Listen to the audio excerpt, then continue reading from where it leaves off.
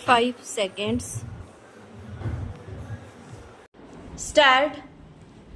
सभापति महोदय, जिस भावना से मैंने यह बिल पेश किया है उसके महत्व को सरकारी और विरोधी पक्ष दोनों ने एकमत से अनुभव किया है कि देश में बेकारी की समस्या एक भयंकर रूप धारण कर रही है और इसके कारण हमारे देश का विकास, चाहे वह सामाजिक हो, आर्थिक हो या सांस्कृतिक हो, रुका हुआ है। पिछले 55 वर्षों से इसी परिस्थिति का निर्माण होते हुए हम देख रहे हैं।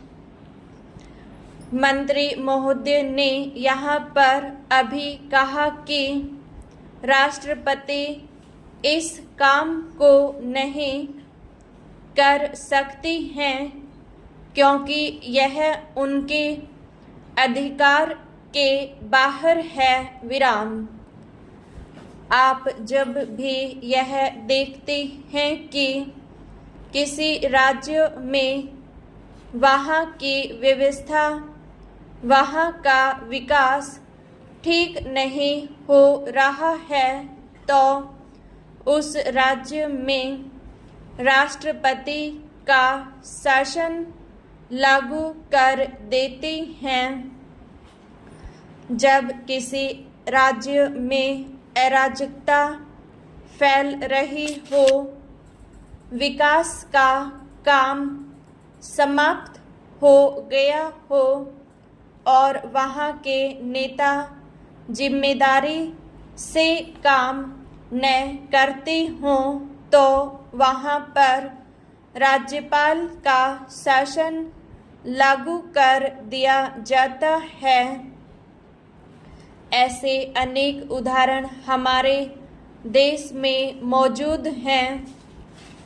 इसी प्रकार हमारे राष्ट्रपति सबसे ऊंचे अधिकारी हैं और अगर देश में इस तरह की स्थिति काफ़ी समय तक चलती रही तो राष्ट्रपति को आपातकालीन स्थिति में इस देश की सुरक्षा के लिए, इस देश की प्रगति के लिए सारी जिम्मेदारी अपने हाथ में लेने का अधिकार है।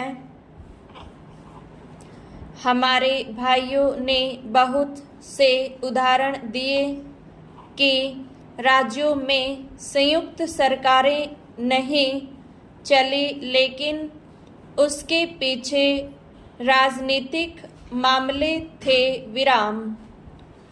अगर कोई राजनीतिक पार्टी जिम्मेदारी से काम नहीं करती तो संविधान में यह स्पष्ट है कि उस राज्य की सारी जिम्मेदारी राष्ट्रपति की है।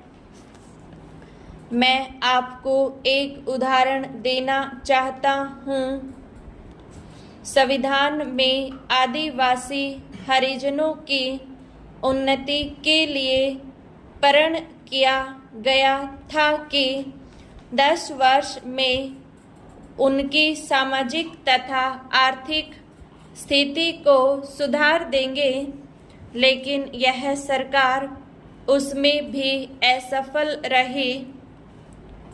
इस समय को 4 बार 10-10 साल के लिए बढ़ाया जा चुका है, लेकिन फिर भी उनकी आर्थिक और सामाजिक उन्नति नहीं हो रही है। इसमें यह सरकार बिल्कुल असफल रही है। पिछले सत्र में इस विषय पर सरकार के विरुद्ध अविश्वास का प्रस्ताव भी आया था।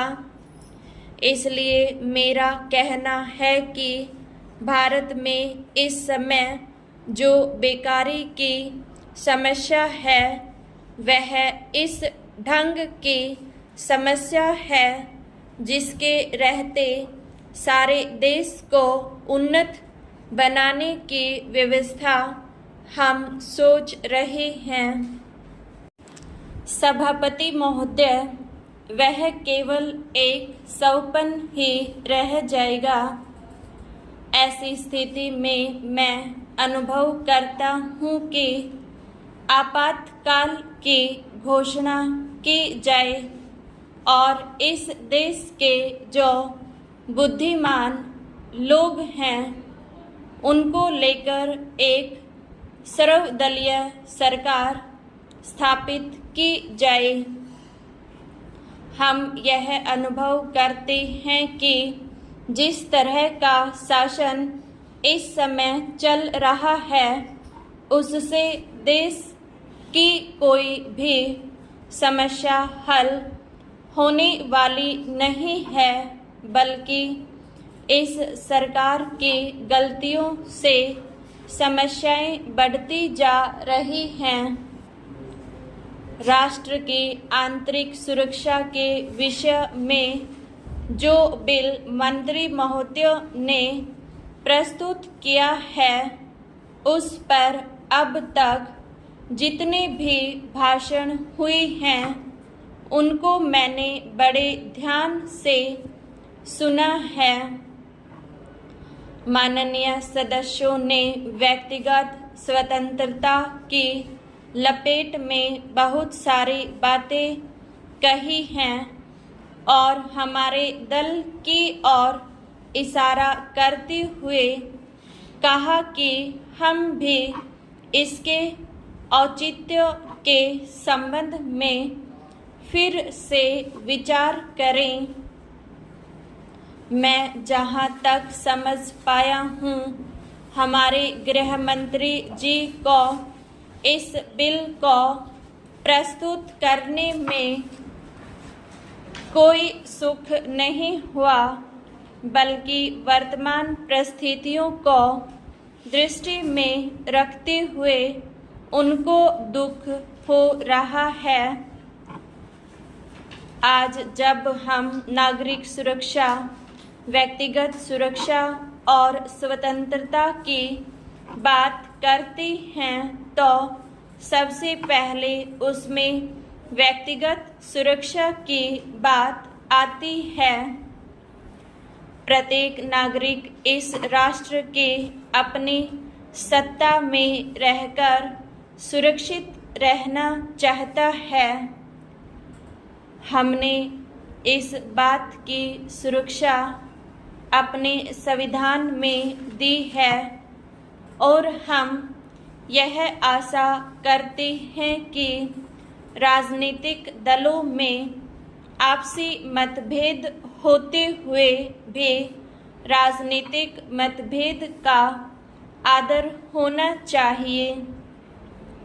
मतभेद होते हुए भी शांति और सुरक्षा बनी रहनी चाहिए।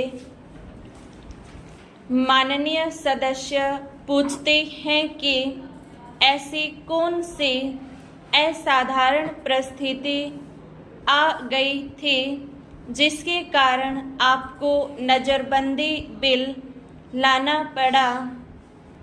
मैं आपसे कहना चाहता हूँ कि क्या ही अच्छा होता यदि नेहरू जी की उस बात को जो उन्होंने लोकतंत्र के संबंध में बहुत वर्ष पहले की थी आज भी स्मरण रखते।